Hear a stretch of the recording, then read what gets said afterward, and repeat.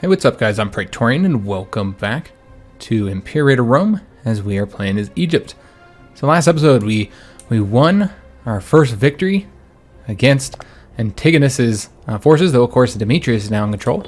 And that leads us to what I said I was going to talk about at the end of the last episode for the beginning of this one, and that is a little bit of history on Demetrius, so that we now know, the context of our new rival, his life, what he's done so far, what he did historically, and what he would later do after this period.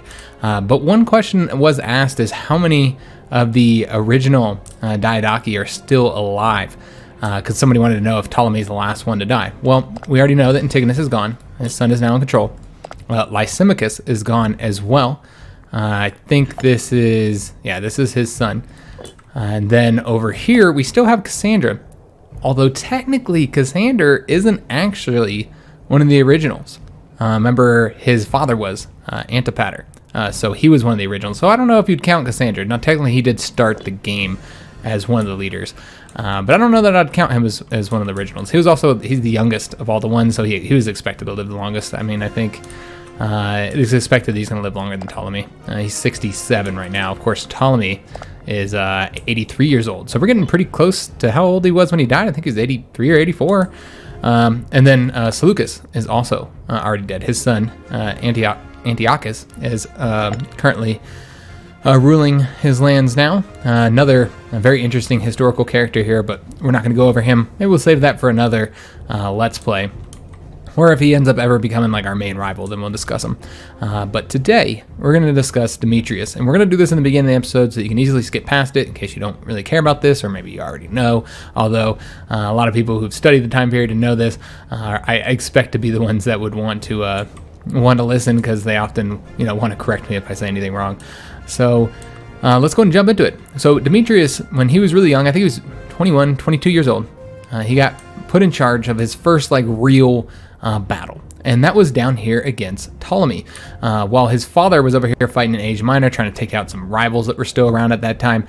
Over here in Asia Minor, he had his son come down here to fight against Ptolemy. And in the main battle here, which was called the Battle of Gaza, which was right around here somewhere, so it's called the Battle of Gaza, Ptolemy's forces engaged Demetrius's forces. And it's a pretty interesting battle, so I'm going to go into it just a little bit. We won't get into too much detail, but essentially what happened is Demetrius, he charges his troops forward, his cavalry. He was in charge of the heavy cavalry. Ptolemy was also in command of his heavy cavalry. Remember, this is the time, with the period of the Diadochi, these were all generals. All of them were generals, with the exception of one kind of leading character I'll mention here in a minute. All of them were generals under Alexander.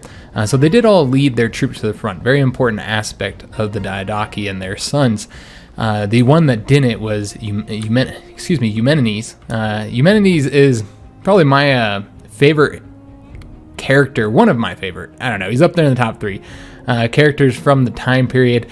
He was not originally a general. He was Alexander's secretary, and Alexander gave him a couple opportunities to lead, and he did a very good job. But he kind of became known as a general after Alexander's death, and so we know Antigonus is a fantastic general. He's one of the best generals from this time period, and he only lost 2 battles in his entire career. One of those battles, of course, the one where he died, which we'll talk about that here in a little bit. But the other battle was against Eumenes. He was defeated by him. And so Eumenes was a great general. Eventually, Antigonus did defeat him, but it wasn't through a traditional way. It wasn't through defeating him in battle. What ended up happening is that battle where Antigonus lost to Eumenes, he had actually got behind his troops and captured his baggage train. And then Eumenes, leading, I think they're called the Silver Shields? Yeah, the Silver Shields, I believe. I wanted to call them the Silver Legion, but I think it's the Silver Shields.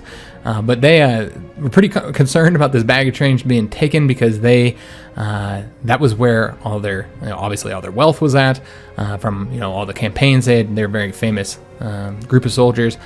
So they had been on a lot of campaigns. All their wealth from that they'd gathered on their campaigns, their families, their wives, their children were all with that baggage train. So they were very concerned about it. So they ended up capturing their leader and turning him over to Antigonus. So he wasn't actually defeated in battle.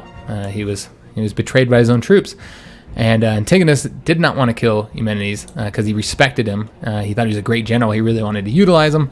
Eventually, he did end up having to have him executed, though. But yeah, great character. We're not going to talk about all his little exploits, but one that you should definitely study if you're interested in the period. But back to Demetrius and the Battle of Gaza. They're both commanding their own heavy cavalry. Demetrius charges forward, engages Ptolemy's forces. While they're engaging, Demetrius went ahead and ordered his elephants to charge towards the heavy infantry line of Ptolemy, in the hope that his heavy infantry would eventually, get scared, lose morale, and retreat. But Ptolemy had already planned for the war elephants. He had engineers on the battlefield, and he had deployed these metal spike chains, as well as these big long metal spikes onto the battlefield. Now, Demetrius was aware of this. Of course, he didn't charge his elephants towards those. He attacked another part of the line, specifically the center of the line, where the heavy infantry were at. And what he didn't know is that these spikes, these chains, could be easily redeployed. It was pretty brilliant the way that the engineers could pick them up and move them so quickly. So as soon as they knew where they were charging, Ptolemy had the engineers pick everything up and move them. So they started moving them towards the line. Ptolemy had his archers and his skirmishers, run towards the elephants as they're charging, start, flinging arrows and javelins at them, which did considerable amount of damage. Also, that, of course, enrages the elephants as well, makes them harder to control, and, of course, stalled them even longer for the engineers to redeploy those spikes. Eventually, the elephants hit the spikes, and that was pretty much the end of it. Many of them were killed, some of them were captured, the rest were all enraged, and the handlers lost control of them. So that was a big element to the battle because the heavy infantry of Demetrius, kind of became a little bit demoralized when they saw their war elephants had been defeated. So then the kind of final nail in the coffin was when Demetrius's heavy cavalry were defeated by Ptolemy, which, by the way, we might have Seleucus in this battle with Ptolemy's forces. We don't actually know if he participated in the Battle of Gaza or not. No sources say he did, but based on where he was at before the battle and where he was after, it is believed that he was likely fighting with Ptolemy's heavy cavalry, as at this time he had been kicked out of Babylon, so he didn't have his lands anymore. So Seleucus was maybe with the Ptolemy heavy cavalry as well, and they ended up getting behind Demetrius's heavy cavalry, rode around the flank, got behind him, and that was pretty much the end of the game. Pretty much once you're surrounded, once your rear is cut off, it's pretty much a wrap for you. So Demetrius' heavy cavalry were defeated. Demetrius did escape. He retreated with a few of his men, and that was pretty much it for the heavy infantry. There's still a little bit more to the battle, but long story short, essentially they did end up fleeing the battle, and that allowed Ptolemy to use his heavy cavalry to then go and round up a bunch of them. He ended up capturing about 8,000 of them, killed some more of that, killed a few more. But Demetrius was able to retreat with still a lot of his army intact. It was a pretty large army overall, but it was a major defeat for Demetrius, especially considering it was his first major battle and a major victory for Ptolemy. So Demetrius then retreated up here. Ptolemy thought he was done for. He sent a general to go handle him up, handle my lightweight. Demetrius actually ended up ambushing him and winning. So it kind of, restored a little bit of his reputation with that battle. Now, it's at this point we do know what happened to Seleucus after the Battle of Gaza. He went back to his lands to go get Babylon back and get the surrounding area under control.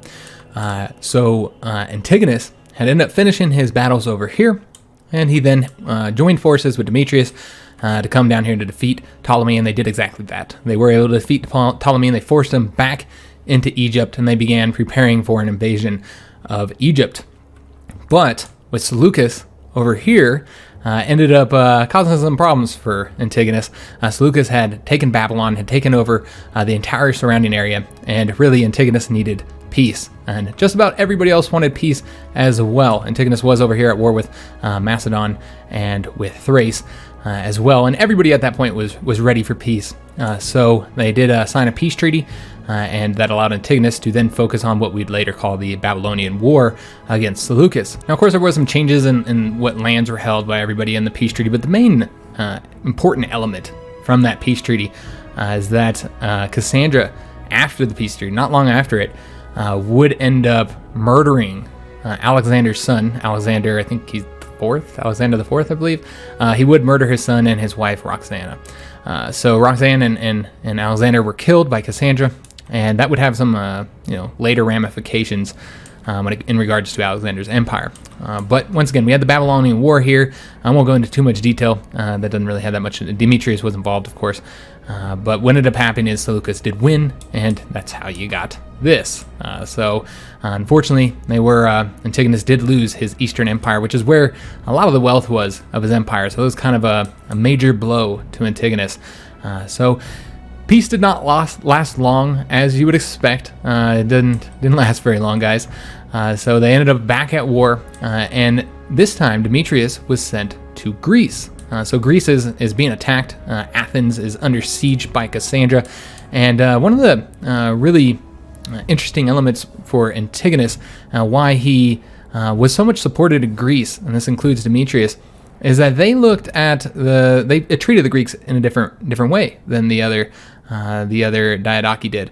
They respected or at least on the outside, respected the idea of their independence and their autonomy. Of course, they still had to recognize Antigonus as their overlord in a way, and so the Greeks pretty much did very much support Antigonus, and you see that in the start of the game. A lot of the Greek city-states here are under the control or under the overlordship of Antigonus.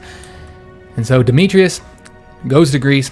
He helps the Athenians out, relieves them from the siege, and from there on after, in Athens, he'll be known as Soter. Now, Soter, you may recall, is the name of our character, Ptolemy Soter. Soter means savior, and Demetrius actually got that name, Soter, before Ptolemy did, but it was really only in Athens that he was called that. He wasn't really known that anywhere else. He actually has another name that you can't actually see here. That's interesting that they didn't put his name in there. Hopefully I'm pronouncing this right. Polio Rossettas, I think that's how you pronounce it. And it essentially means the besieger, translates to the besieger, and we'll talk about why he got the name the besieger a little bit later here. But yeah, he was named Soter here for Greece, in Athens, I should say, for relieving the siege there. After Athens, he would be recalled, and basically he defeated Cassandra in Greece for a time being, and he would be recalled back by his father. His father now wanted control of Cyprus. Cyprus was really Ptolemy's kind of a key area where he had large fortifications here. It was very important for him in the wars. It allowed him to basically invade anywhere he needed to in Antigonus's empire. So a pretty important area, and Antigonus couldn't allow him to retain it. So he did send his son to go attack here. This is known as the Battle of Salamis. That's because of right here, the city of Salamis. So it is both a naval battle and a land battle. Demetrius did win. It was a great victory for him. And in that battle, he completely destroyed Ptolemy's navy. And that's, of course, the point when we picked up in this series, in this campaign, Ptolemy's doesn't have any ships. That's why. In the Battle of Salamis, he lost his entire navy there. And it did give the Antigonus forces complete control of this side of the Mediterranean for a time being because of that battle. And of course, as you can see, it's still in their hands now. Cyprus is still in their hands, so definitely an area that we're probably going to want to later get control of. I don't know what all kinds of resources are over here. Looks like there's some good stuff here. So yeah, definitely want to get control of it again for the resources, and then of course because of the opportunities it does give you as far as like control of the seas here and being able to do invasions. Shortly after the battle, Antigonus would basically declare himself king. He'd also make Demetrius his co-king. So they would be kings together. Now this is important because at this point none of the Diadochi had declared themselves king, and there's two reasons for that. One, of course, you had Alexander's son that was still alive, and he was the emperor technically. They're all serving under him in a way. But now that he's dead, Cassandra has killed him, that kind of takes away that element. In addition to that, there was this idea that they were all one empire, and they were all underneath one empire, even if they're fighting each other. This is all Alexander's empire, and that there would be eventually somebody who's going to rule all this. When he declared himself king, that was the first kind of recognition that they are no longer one empire. Alexander's empire is gone, and that they are now separate kingdoms. So he was the first one to do that, and then basically all the other Diadochi would eventually do the same and declare themselves king as well. So pretty important part here. And after declaring himself king, he then went after the Rhodians. So we mentioned this kind of previously in another episode, the kind of the importance between Rhodes and Ptolemy. So Rhodes had refused to assist Demetrius when he had stopped by here, when he was going to go over here to Cyprus. He had stopped by to get some ships and men, and they told him, no, we're neutral, we don't want to get involved. Of course, Antigonus is pissed about that, so eventually he wanted to get revenge. He sent Demetrius to go siege down Rhodes. And Rhodes was famous at the time for their fortifications, their very large walls. So it's kind of a city that you gotta set up a siege and starve them out, essentially. But not Demetrius. Demetrius said he was going to take the city, and he had tried here in Salamis as well. And while he did, of course, win the battle there, his siege engines had been destroyed. He built very large siege engines, and that's why he eventually got the name the Besieger, as he built these massive, very ingenuitive siege engines. Kind of reminds of Alexander himself and some of the stuff he built. And some pretty cool stuff. Might want to look into that because it's interesting, some of the massive siege engines that he created. And just his attempts to try and take the city, even though he did eventually fail, just because of those siege engines he created, that's why he got that name. Now, Ptolemy got his name Soter, the Savior, because he sent the Rhodians assistance. He sent them assistance to help relieve some of their issues they were having from the siege. And that's why he got that name Soter, which actually stuck with him, unlike Demetrius, where it didn't really the name Soter never stuck outside of Athens. Now, after the siege in Rhodes, Demetrius would return to Greece, where a lot of the goodwill that was held towards him would be lost. He was kind of known for his extravagance. He was, I can't call him a homosexual because there wasn't really a sense of homosexuality in this time. They didn't really consider it. It wasn't a thing. There wasn't even a word for it. You could have sex with whoever you wanted.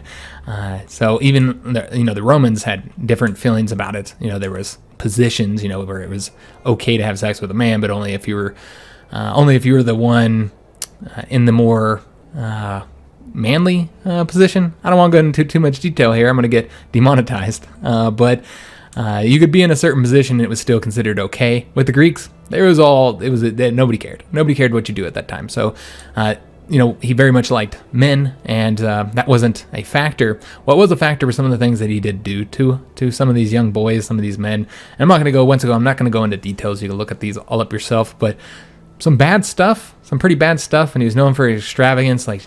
He would get wealth from Athens, and then he'd use that he'd give that to his favorites and stuff, and pay for, I'm not going to go into detail with some of the things he did, guys, but he kind of lost a lot of goodwill that he had in Greece. Essentially, Antigonus found he would later find himself in some serious issues. He was attacked on all sides.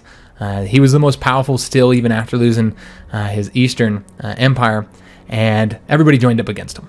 All four of his main rivals joined up against him and attacked him. And in the Battle of Ipsus, he ended up losing, and he was killed. And then that left Demetrius in a really bad situation. He was no longer welcomed here in Greece, and his father had lost all his lands. So you would think that Demetrius was done for, but that ended up not being the case. Demetrius would return to Macedon, defeat Cassandra, end up becoming the king. He defeated his son, I should say. Cassandra was dead at that point. He defeated his son, Cassandra's son, and became the king of Macedonia. And I'm sure you guys know about Pyrrhus. I'm not going to talk too much about him unless we end up fighting him, but very, very famous, probably the most famous general of this time period. Very famous general. I think we mentioned him before, with the Pyrrhic victories and stuff. So that was kind of the main rival for Macedonia at this time. And, Demetrius would have to fight him a lot. They'd be fighting each other.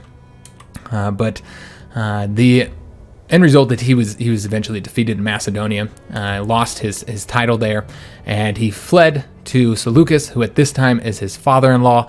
He had married his daughter off to Seleucus, and retreated him and surrendered to him in the hope that he would treat him better, in his defeat than any of the other Diadochi would have, which was the case. He ended up he didn't kill him. He kept him in captivity for like 3 years and just basically let him drink himself to death. It wasn't a terrible death, I suppose, but Demetrius' son tried desperately, and his name was Antigonus. He would eventually be known as Antigonus II. Tried desperately to get his father out of captivity, but nothing he offered, including himself, was able to get him to free him. Demetrius was looked as too much of a threat to be let free. But Demetrius died, of course, died in captivity after 3 years. But Antigonus, his son, would eventually rise to become the king of Macedonia, and that would result in them putting their bloodline on the throne. He was actually successful. This is after, of course, Keranos and all that happened with our sons. And he basically became the king of Macedonia, and his son became the king as well. And so I don't want to go too much into Antigonus II, even though he is a even more famous, historical character than Demetrius actually is. We're not going to go too much into him. We're just talking about Demetrius. And that is all. I probably talked way too long. I think I'm going to have to put some cuts in there. Oh, good God. That was a long time. I did not mean to go into that much. Yeah, that is... Holy shit, that's like 30-something minutes. All right, so yeah, I talked about Demetrius for way too long. There's going to be some cuts. I'm going to cut some of that out. Let's get started playing, guys, since that was way too much history. All right, let's... what I'm going to do, guys, is we're going to go ahead and we're going to be attacking these guys next. Now, everybody wanted me to attack them like, oh, why haven't you attacked them? There's gold in them hills.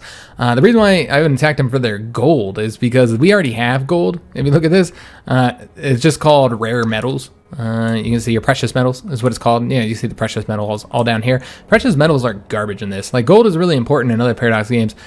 It is not important in this one. Yeah, it's not. I mean, it's okay, I guess. Yeah, not all that important. But what is really nice down here is they got some elephants, man. So I want the elephants. That's what I want. So yeah, I agree though, guys. The fact that gold is essentially worthless in this game is kind of odd. Don't think it should be like that, but it is. What I want to go ahead and do is replace this guy. I don't know where he lost his military skill. He had a much higher military skill.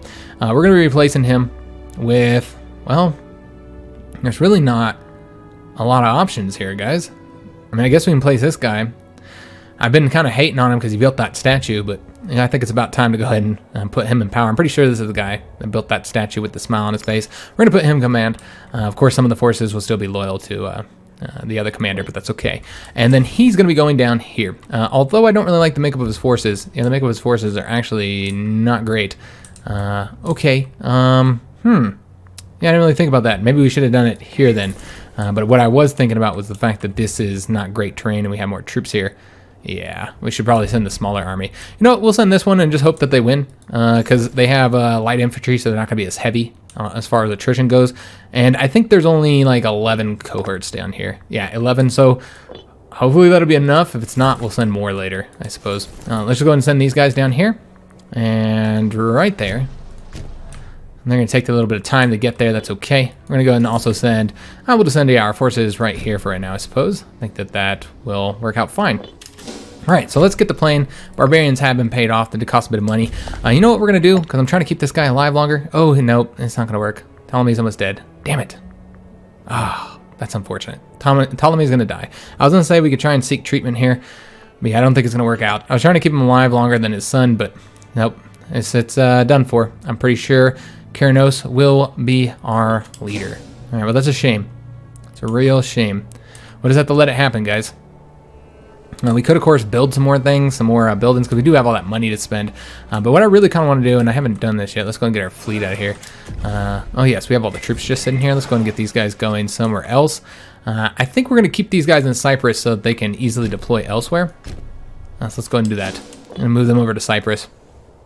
And keep those that army here as well.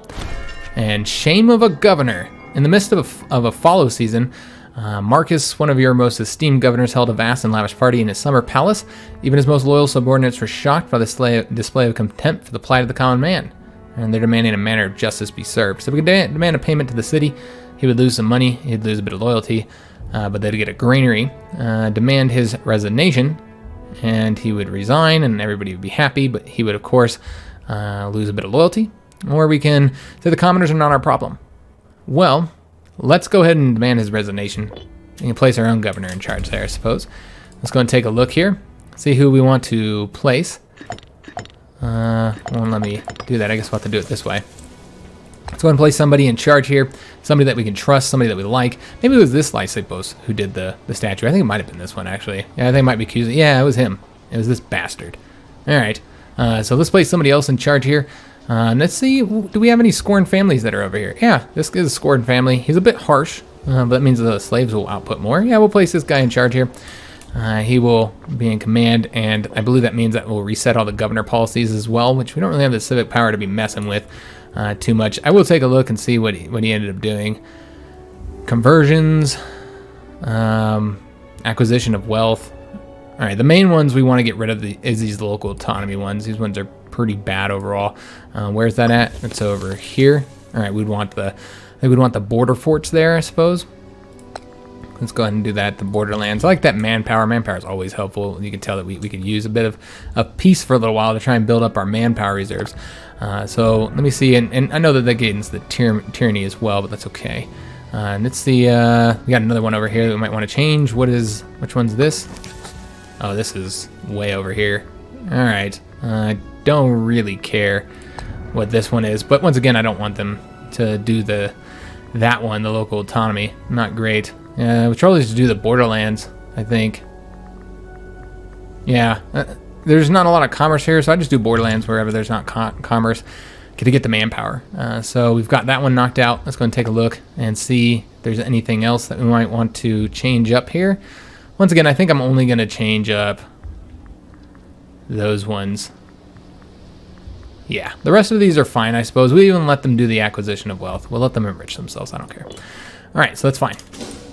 So once again, just kind of let our troops all move around here. We did get an offer that would importing of cloth. Yeah, we'll take that. That's research points. I'm going to grab that up. So yeah, the reason why I didn't play while I was talking about the history is just because stuff like this is constantly happening. Oh, wait a minute. The kings that once served Alexander have started to pass away. Oh, Ptolemy's dead. So we lost all our claims. But most importantly, Ptolemy is dead, guys. Oh, that's unfortunate. So let's just take a look what happened here. He rose to the throne. The gods are weeping over the death of Ptolemy Soter. He was the last one to die, of course. We did lose a little bit of stability from this as well. Yeah, that's quite unfortunate. He died from inflammation. All right, so let's take a look at the succession crisis. It looks like it's not who I thought it was going to be with. It was with Meleager. The recent instability caused by the death of Ptolemy Soter has created a power vacuum, which certain scheming pretenders are all too eager to fill. Emboldened by avarice, they have raised hordes of malcontents and plot against the throne itself. We must look to the future of our nation and safeguard Egypt through these perilous times. He spent his wealth to raise a rebel army, and new character interactions have been made available against the rebel pretenders. All right, so let's just go ahead and take a look here where these damn rebels are. Where are the rebels? I think it's these guys right here. Ooh, he's got 39,000 men. Good God. All right, so there's a lot of different things you can do here. You can entice him to become a mercenary, but this is extremely expensive, as you guys can see here. We can seize his assets while they're not present to protect him. This would gain us money. He would lose some of his money, which he does have to pay his men. He's paying all those loyal cohorts. So yeah, we can take away from his money a little bit because he has holdings. So I think that does result in us getting that, so he can't earn that every month anymore. We can encourage deserters. A random subunit from the army will desert. Before we do anything, let's go ahead and take a look at Keranos's, which I guess from here on out we'll call him Ptolemy now. We'll go ahead and look at Ptolemy's traits. I want to look at these, see what he's got. Of course, he's jealous. That does make it so he can smear reputation a little bit cheaper. He's ambitious. He's corrupt. Okay, and that's why he's got that corruption up there. It does mean we get more taxes, though.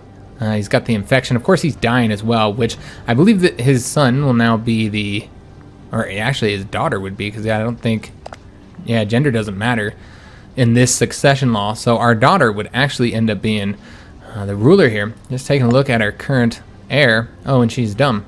Oh, well, that's great. So her stats aren't great. She's got a lot of zeal, though. She's abrasive as well. All right. So yeah, this is our current heir. So let's go ahead and deal with this guy slowly. We'll do what we can with him.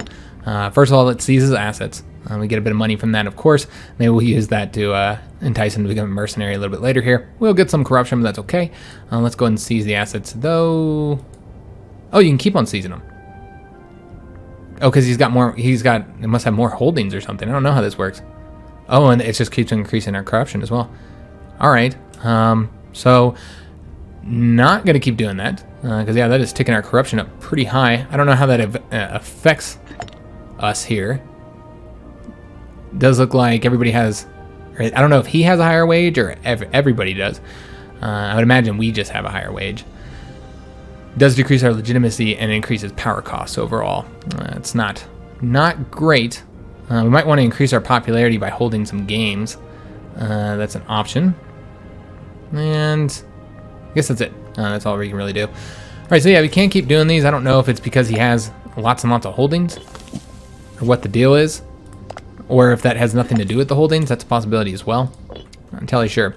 But yeah, we can't keep seizing his assets for more money.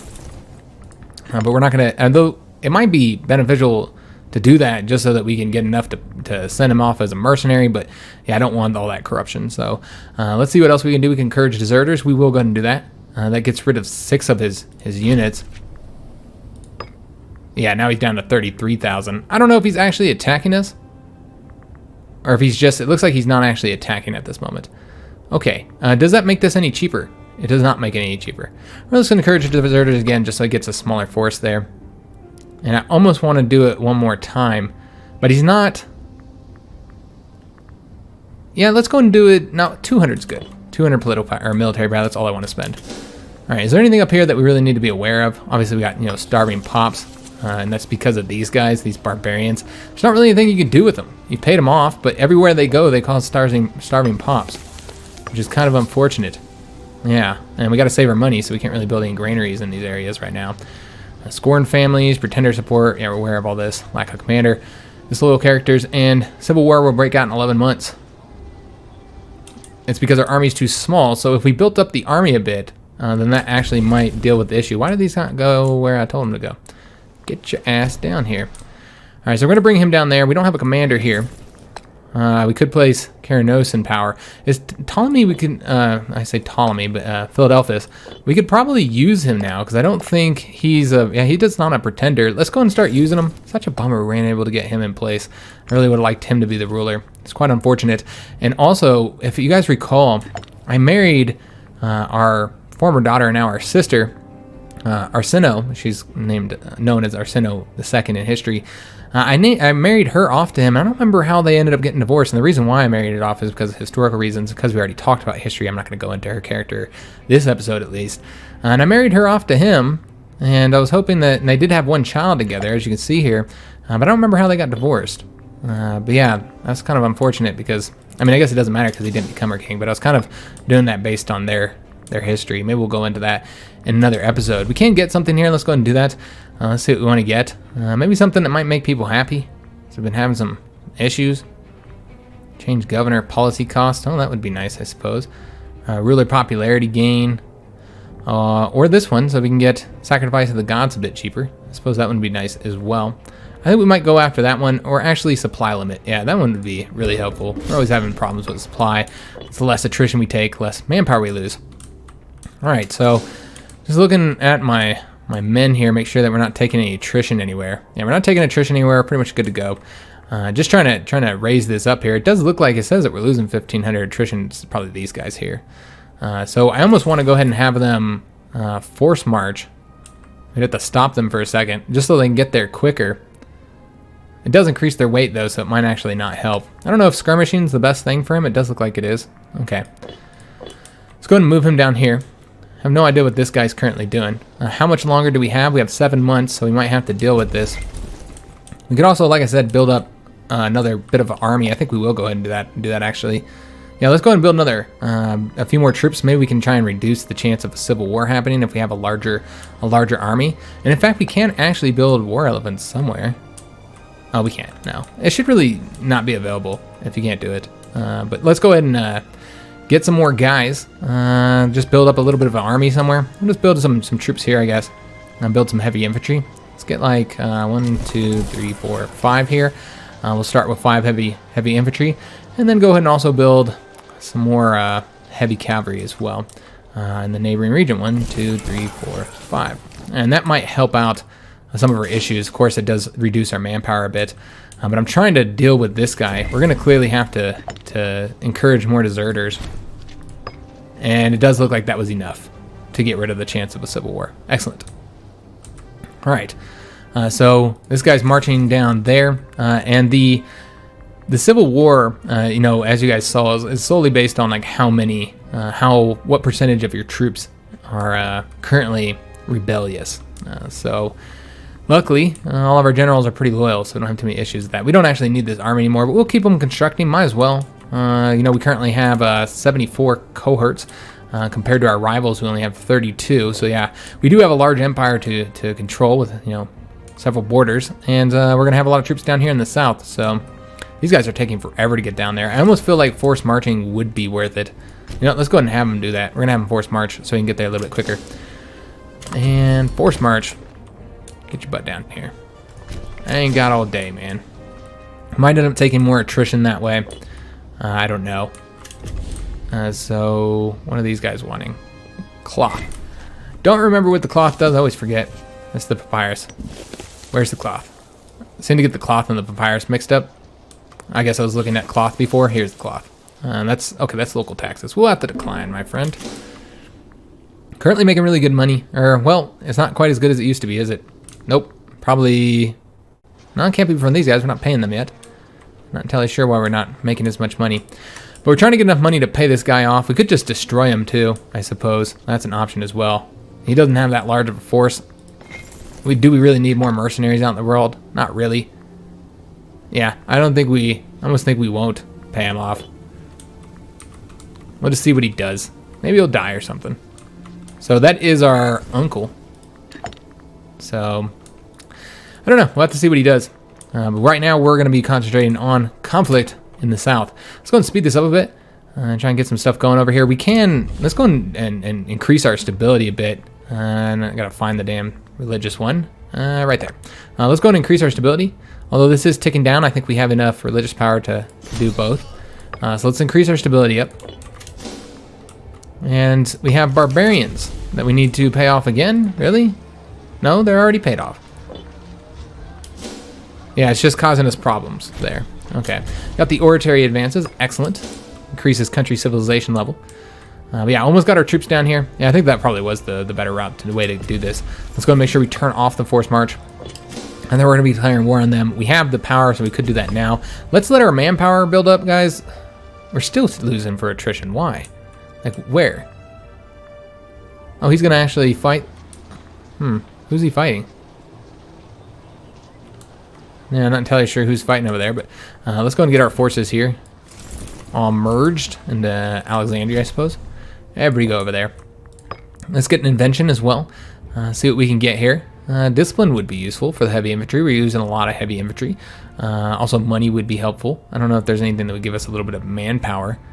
Not really seeing anything here. No. All right, let's do the heavy infantry discipline. Make our troops better.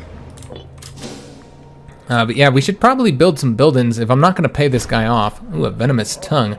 Governor of Egypt is a particularly weasel-like man. I want to say we've had like a similar event here. Okay, so yeah, we can say we won't move against him, and then Upper Egypt would lose loyalty. Or we can, and they would still lose loyalty.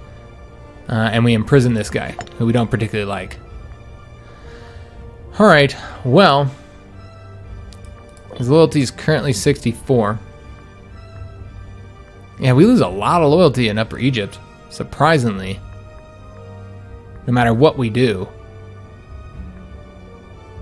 Yeah, because they're pretty loyal right now. You know what? Let's get rid of this guy. I've been wanting to get rid of him for a while. So let's go ahead and get rid of him. And we can go ahead and appoint our own governor here. Maybe appoint somebody who's a little bit better, I think. Yeah, let's go ahead and place, just taking a look here. These guys have, this guy has a modifier once again. Screw this guy. And his loyalty is pretty low. So we'll go ahead and place this guy in charge instead, though he does have corruption. Yeah, we don't want corruption. We'll put this generous guy there, and that would reduce local unrest, which, since we have some unrest there, I think that would be a good idea. We'll place this guy in charge. He's clearly the best option, I think. And of course, he does the governor policy we don't want. So let's go ahead and have him do something else here. We will have him do, once again, probably just going to do the borderlands. We need manpower. We'll take a look and see if anybody else any of those other provinces have that shitty one. Yeah, right here. Not looking good there. So we're going to change his to borderlands too. Once again, just trying to get a bit of manpower in here as well, borderlands. Because yeah, our manpower is not great. And, oh, we had a daughter born. All right. So I think we have quite a few children right now. Yeah, we have five kids, mostly daughters, one son. And again, our daughter is our current heir. And we're just going to have to build up our manpower for a bit, guys. We just got to let it play for a little while. Build our manpower up. We're finally not losing manpower. We're getting 332 every month. That's pretty slow. Our max manpower is 120k. We're also getting our treasury built up, which allow us to build, to destroy that guy if we wanted to, get rid of him, or make him into a mercenary, excuse me. So we could do that. That would be 1780. Oh, we have to pay him. Oh, hell no. No, we're not going to do that. Yeah, we're not going to pay him. Nope. Yeah, we'll just let him do his thing. I don't care. We'll deal with him later. So we can now get something here. Let's go ahead and do... Oh, which one would be? Probably national manpower. That's what we need. Yeah, let's do national manpower. Try and get that ticking up a little bit higher. We're at 17, almost 18,000 right now. We do have an invention that we can grab, so let's go and take care of that. I guess we'll do the wrong culture happiness, because obviously everybody's a different culture than us here. They're all Egyptian. So yeah, we'll do that one. I think that one we might want to get a little bit sooner, actually. Petition. The wealthy residents of a place have sent a formal petition on behalf of the entire province complaining about the harsh ways of our governor. You get a lot of these events with your governors, apparently. So we can say that he's doing a fine job, or we can send a representative to ensure rules are being followed, which would result in him losing loyalty. Alright, well, if we did this one, they would gain unrest, he would gain corruption, but he would gain loyalty. I feel like we can sacrifice a little bit of his loyalty. It's okay. You need to do a better job, man. Stop pissing the people off in your province. We are getting an offer here as well, and we're going to turn that one down. So that is going to, in fact, be the end of the episode, guys. It felt like the entire episode was probably some history. Yeah, I think like the entire episode was history. My bad. I do apologize for that. I'm letting this play while it goes. I kind of went into it a little bit too much, I think. Went into Demetrius just a little bit too much. However, next episode, we're going to be declaring war down here.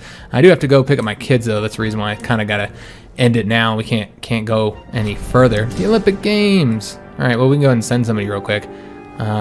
Clearly, we should send Philadelphus. Why would we not? Although, this guy has a better... Yeah, we're going to send that guy just because he's a little bit better. And besides, Philadelphus is currently leading over here. So yeah, I do have to go pick up my kids, guys. And we almost have our manpower built up, well, enough where I feel it's adequate to declare war. Oh no, pillaging. Who was this? Oh, it's Meleager, of course. Damn him. All right, so what do we get here? It must be decimation. We cannot afford to anger him. All right, so a group of soldiers belonging to the commander has while stationed. Yeah, I think we've seen this event before. So we would lose a lot from here, but yeah, they're both pretty terrible. Yeah, we're gonna have to. I don't really care about his loyalty. We're gonna have to do this one. He doesn't have any loyalty any damn way. But we're gonna go ahead and pause it here. All right, guys. So I just went and picked up my son from school. My daughter's got a thing, after school thing. So I'm gonna go ahead and record a bit more on this episode, guys. Because I didn't like the fact that one, that history was so long, and then to like have it be so long, and then even after I cut it, it'd be shorter, and the overall video I think would have been too short, and so much of it would be not gameplay. So yeah, I wanted to go ahead and record a little bit more, guys, because I just didn't feel like there was enough gameplay. So that's what we're gonna do. We're gonna record a little bit more and try and get a few things done. We'll start out by doing something I said I was gonna do in this episode, and I had forgotten, is we were gonna move some pops over here. We do need to use our civic power to do that, of course. So let's go ahead and do that. We're gonna move, and we're trying to move them over here to Madrian, and we're just gonna move. We're gonna move a slave from here. Doesn't seem to matter which one, because these are all pretty much the same here. I don't know if you can click on it, the one you want to move to. No, it doesn't seem that you can. Not entirely sure how the UI works on here, so just kind of testing, seeing if you click. Yeah, it doesn't seem that you can do that. All right, well, that's a shame. Move. It does have it where the closer ones seem to be here. Huh. But this one is not an option. That's strange. Okay, so it looks like, if I'm not mistaken here, you can only move to a city that is either in the same province or neighbors it. So this is going to be a real pain in the ass, basically. Because we're going to have to move them over to here and then over to here, essentially. Yeah, that's the way it looks to be able to get 10 pops, because there's not enough pops here. And that's also the capital province. Frankly, there's not very many. We can move one over to here, I suppose. We can move like a freeman over to here, I guess. Yeah, we'll do that. I moved one over there, so that gets them up to a total of 4 pops here. But yeah, we're gonna have to move them around. But this is gonna be a real pain in the butt, just so I can colonize this way. But I do want to do it, even if it is using up some of our power here. But that's okay. It's fine. We'll move them. We'll move them slowly. Yeah, there's no other way to do this than to move them like that. So move that guy, and then yeah, we're gonna have to. Oh, these guys aren't gonna move over that way. Oh, this is gonna be a real pain in the butt, actually. Now that I think about it, we're gonna have to move them all from these provinces here. Yeah. It's the only way to really do it. All right, well, let's go ahead and get them to moving. We'll move them all over to here. All right, so that gets us a little bit higher here. And then we're going to move a few of these guys over to here. And we're out of power. Okay, excellent. So we're currently at 5. We're about halfway there to be able to colonize here. We used all our power doing so. All right, the next thing I want to go ahead and do is let's work on starting to annex these guys. I like having the border state here, but if we want to expand into it and not give it to them, make it more powerful, which I don't, we are going to go ahead and annex them. We'll keep the ones in the Greek areas for right now. They'll remain autonomous, but these guys are not going to. We're going to go ahead and annex them. So in order to annex them, because you'll notice that we can't do that yet, because the opinion of them needs to be at 190. So we're going to need to increase their opinion with us, and we can improve opinion. That's the first way that we're going to do it. It's going to get up to 100. That won't be enough. That establishes embassy, and we'll start increasing their opinion. And then the next thing we'll do is we'll send them a gift here on the 7th of September. So as we build up manpower, we'll work on some different stuff. Oh, yes, and I also forgot that we wanted to do some stuff here. So as far as fortresses go, this is the fortress situation. This is how we're looking. We've got a fortress down there. I think that's the one that was built automatically. And we have fortresses over here as well. We kind of have too many fortresses here, I think, if I'm not mistaken. Just trying to see where they're located. Yeah, we have one there, and one there. Frankly, there's far too many fortresses here. And I want them in different places as well. Like here in the capital province, we want one. So let's go and build a fort there, and then we're going to destroy some of these fortifications, I think. Like this one will cover these provinces around here. Frankly, yeah, and this one will cover these ones. And we don't really need a fortification there. So we're probably going to get rid of a lot of these fortifications. We'll come back to that in a minute, though. Let's go ahead and build a fortification. We could use one here at the front so they can't just take over all this easily. Give them something to forge down or siege down without, being able to go into our lands. We can't really stop them here, unfortunately. Yeah, they are able to go all the way that way, but that's okay. Let's build a fort somewhere here in the front. Let's do it, I think, right here. That covers a lot of provinces. So let's do one right there. All right, so we'll build a fortification right there. And then also, we need to deal with these damn barbarians that we have down here that constantly are sieging down our provinces and taking them. So if we built a fort right there, then it would cover all these areas here. So I think that's probably the best place to build it. And you can't go up north, or you can't go through this way, but you can't go through this way without having to take the fortress. So we'll build a fortress right there. And that's going to be it for fortresses, and we'll destroy those ones so we're not paying too much. Let's go ahead and also get ourselves maybe some granaries here, some key provinces. Ooh, it looks like Alexandria does have a open building slot. It does. Okay. What I think we'll probably get here, let's take a look. I think we're going to do another granary there, actually. Let's build a granary there. As far as other granaries that we could get, just kind of looking at other key provinces, like maybe, trying to see where else we might want to build up our population. All right, let's go ahead and build one here in Memphis. All right, so we'll build a granary right there. And then we're going to get some training camps going as well. I guess we'll do a training camp there. And it doesn't really matter where we put in these. Let's build a few training camps around with the money that we have. All right, awesome. I don't think there's anything else we want to do. We could always, bring some tribesmen up, because tribesmen, as I said, aren't as good as freemen, because it does promote them to freemen. I think we will go ahead and do that, in fact. Let's go ahead and promote some tribesmen with our power here. Alright, yeah, we have a lot of tribesmen we can promote there. And just use up some of this power, just a little bit. And yeah, I suppose we'll do all three here as well. All right, so that's pretty good. Or excuse me, increases the manpower, decreases the taxes. Because tribesmen give you manpower and taxes. When they get promoted to freemen, they give you research point, or excuse me, that's citizens. This is confusing because it's telling you what you get if you promote them. Freemen give you manpower. So it should result in more manpower. That's essentially what I'm saying. More manpower and less money. That was kind of a difficult sentence for me. I was confused there. So Olympics concluded, and it looks like we won. So this guy we sent, he has 11 in martial skill, and he was the victor. Excellent. So that will increase our stability because we won there. He gets the trait victorious, and we get an opinion boost with everybody as well, or with a lot of people anyway. All right, awesome. So that's pretty cool. And we get the civic advances, and our stability has increased. Okay, lovely. All right, so we're getting some stuff done, guys. We're gonna play a few more minutes. Like I said, I'm thinking I was trying to add like at least like 10 more minutes onto the video. Try to anyways. So we got our religious advances, and we're getting those techs knocked out. And we might have a bit more civic power to go ahead and move some pops here. I think we'll go ahead and take care of that now. Let's go ahead and move another freeman over there. Let's get him moved now. That brings us up to 6. We probably don't have enough political, well, we might have enough power to do one more. Let's go ahead and move some over to here though, because yeah, frankly, we gotta move some. So let's go and get a slave moved over to right there. And then if we have any more ability to do so, which it looks like we do, let's go ahead and move a slave over to here. All right, so I believe we're sitting at, yeah, that's actually pretty good on civic power. So we're sitting at 7 here, so we can keep on moving them. I guess we'll just move all the ones from over here, or at least we'll leave 2 there. I want to leave some pops there.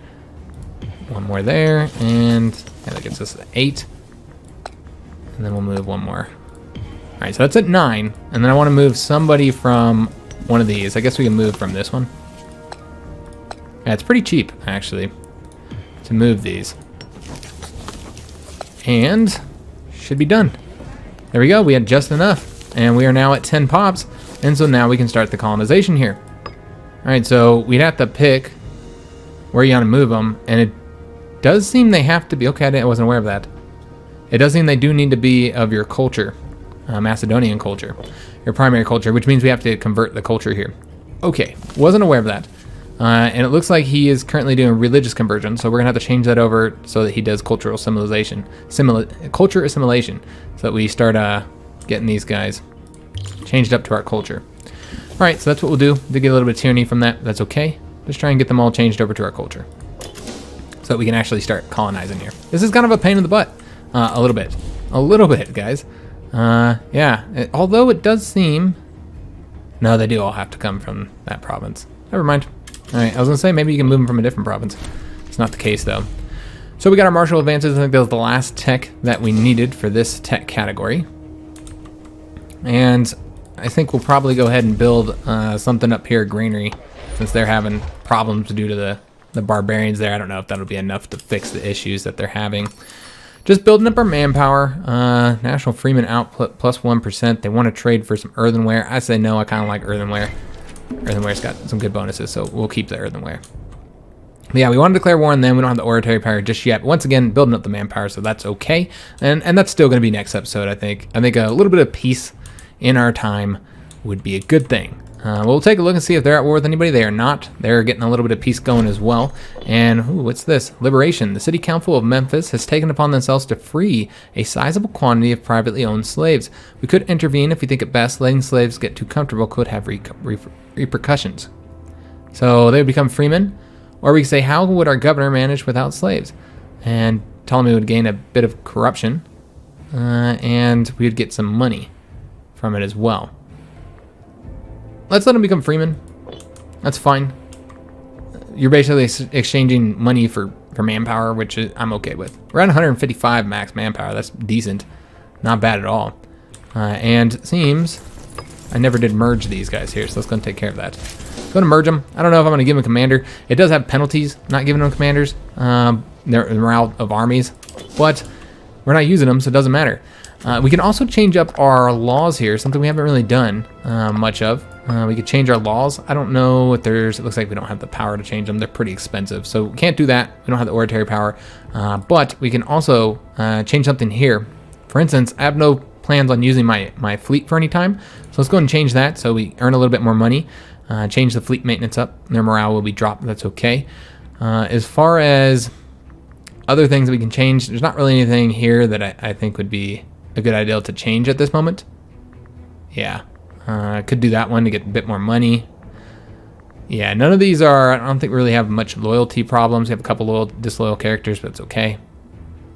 Not too worried about that. I do want to keep army maintenance and fort maintenance up though for right now. Just because, yeah, we're going to be going to war soon. I don't want to have to wait for the morale to increase again. Yeah, it's fine. And money's not really that big of an issue, guys. All right, so what we want to go ahead and do is send the gift to these guys. There we go. And their opinion is sitting at 121 right now. Remember, we got to get that up to 190 so that we can start the annexation process. So we also have an invention. And we're done moving pops over here for right now. So yeah, let's go ahead and use this for an invention then. Could get a bit of discipline. Discipline's pretty dang good. Remember, we got all those new techs. So they did unlock a bunch of new inventions here. So we're just gonna go across and see which one's the best one. I almost want to go with the technology speed so we can get those quicker.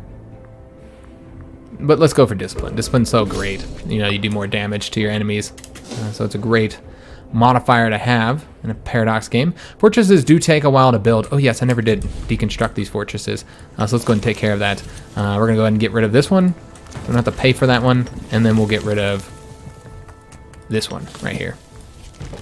All right, and that should reduce our port maintenance, which right now is pretty expensive. It was 10, now we're down to 8. Wages kind of make up a substantial part of our expenses. And Ptolemy falls ill. Remember, Ptolemy's getting sick, and he's sent word that he's fallen ill. He's got dysentery now. So yeah, his health is very much decreasing. He's currently at 76.6. As far as stat-wise goes, I mean, he's okay in finesse and zeal, but just garbage with charisma and martial. Of course, we know that. Oh, look at this. All right. Well, of course, we know that his daughter is the one that's going to be taking over, and her stats aren't great either. She's got zeal, but that's about it. So not great, but there's really not a whole lot that we can do there. We could arrange a marriage. And get her married to somebody, but we want her married to her brother. I assume probably would be the best way to do this, so that we keep the tradition up. Yeah, I guess we'd probably marry her to him, and that would help him make sure that he stays loyal as well. Perhaps you would hope, anyways. So yeah, we'll probably do that, and then they can start having some babies. She is currently 23 years old, so yeah, let's go ahead and do that. Let's arrange a marriage, have her marry her brother if I can find him. His name is Halcyonius or something like that. All right, so let's see if we can't find him on here. Have her marry her brother. Here we go. All right, so they're gonna get married. Oops, apparently that's not the way you do that. All right, let me see if I can't go through here. And her name is, of course, yeah, we know her name. Is it right click? Oh, okay, you gotta select them this way. I'm over here selecting the picture. That's why it didn't work. All right, so we wanna do it that way. All right, so we have arranged that marriage. Fantastic. So they are now married to each other, and they'll start having many, many babies. And maybe that might help with his opinion of us, or his loyalty. The Sacred Beast. I wanna say we've had this event before. About the bird, yeah, I recall a bird event. So let's say, do we want to find a new bird, or do we want to do a ceremony to appease the loss? I guess this does increase corruption. I don't really want corruption, but I don't want to use all that power up either way. So that's what we'll have to do. We'll have to take a bit of corruption. Are we ticking down corruption at all? Is his corruption ticking down?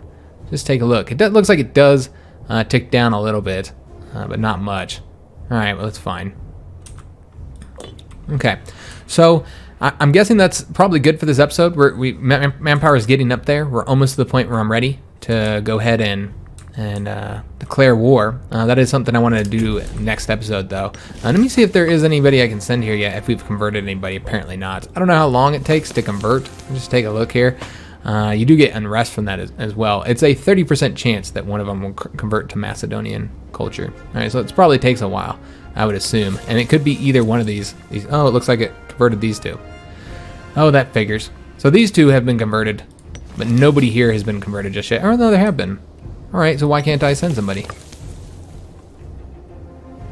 Oh, they got to be your religion too. Okay. What a pain in the ass. All right, so you got to have both.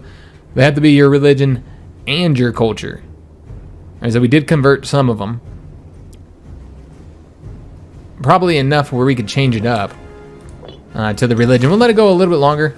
Let a few more of these convert to Macedonian, since we almost have all of them. So we'll let a couple more convert, I suppose, and then we'll change them over to religion so that we can go in and start colonizing there. So we almost got these fortifications done, kind of shore up our defenses. And next episode, we're going to be declaring war on them and hopefully annexing these guys as well. Currently sitting at 133, and get control of that. Hope you enjoyed the episode. If you did, make sure you leave a like on the video, subscribe to our channel, hit that notification bell, leave a comment. Hope to see you on that next episode, and thanks for watching, guys.